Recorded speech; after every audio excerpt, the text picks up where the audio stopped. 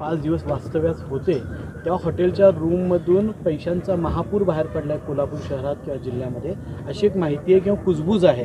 या संदर्भात आपल्याला काय माहिती आहे? नाही, मला वाटते आता चर्चा चालू आहे सगळीकडं, वेगवेगळ्या पद्धतीनं मुक्काम कशासाठी आहे आता आपल्याला कळून चुकलेलं आहे, परंतु त्याचा काही परिणाम कोल्हापुरातल्या जनतेवर होणार नाही. मी म्हटलं तसं कोल्हापूरकरांनी निर्णय पक्का घेतलेला आहे. आपल्या गादीचा सन्मान ठेवायचा, छत्रपती शिवाजी महाराजांचा विचार पुढं घेऊन जायचा. त्यामुळं काही वापर केला, कशाचाही वापर केला तर त्याचा परिणाम निश्चितपणे कोल्हापूरकरांच्यावर होणार नाही. निवडणुकीच्या माध्यमातून काहींना आम्ही वारसदार असल्याचं थोडंसं हे नाही, मला वाटते आत्ता त्यांना आठवण का आली हा प्रश्न आहे. राजकीयदृष्ट्या हा एका बाजूला ते म्हणतात हा घरगुती विषय आहे, आमचा आम्ही ते बघून घेऊ.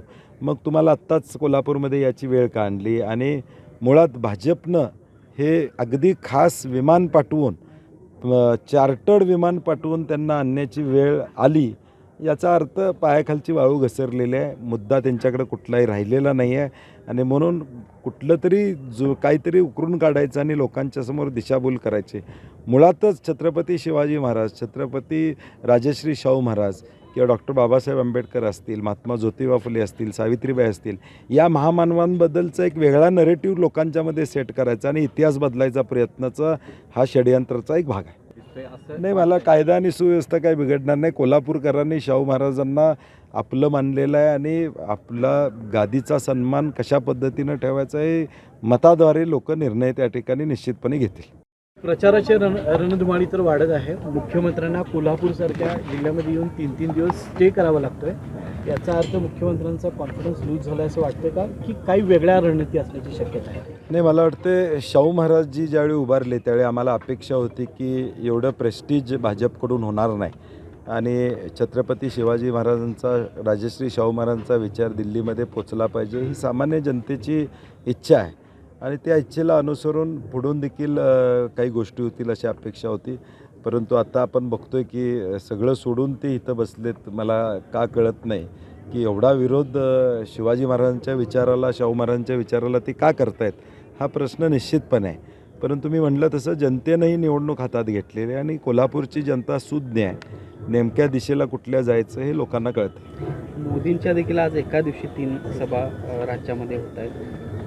कसं बघता वारंवार यावं लागतंय महाराष्ट्रात? नाही, महाराष्ट्रात बद्दलचा कॉन्फिडन्स भाजपला नाही आहे म्हणून 5 टप्प्यात मुळात या निवडणुका जाहीर झाल्या आणि आता 3 वेळा, आता परत 3 वेळा, अजून पुढचे 2 टप्पे महाराष्ट्राचे आहेत. मुंबईचा टप्पा वेगळा आहे, अजून एक टप्पा आहे.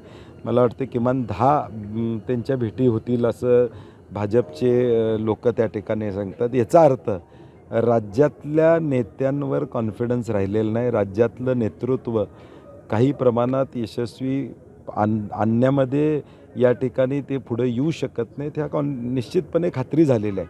परंतु ते आल्यामुळं सुद्धा राज्यामध्ये फरक पडणार नाही, कारण की महागाई, बेरोजगारी आणि एकूणच घटना बदलण्यासंदर्भातली भाजपच्या खासदारांची वक्तव्य आहे. यामुळे लोकांनी महाविकास आघाडीच्या बाजूनं राहण्याचा निर्णय घेतलेला आहे. त्यामुळे त्याचा परिणाम फार होणार नाही. काल राजू वाघमारेने एक पत्र राहुल गांधीचा, ज्यामध्ये ते छत्रपती, एकूणच देशभरातल्या छत्रपती घराण्यांविषयी. राजू वाघमारे कोण?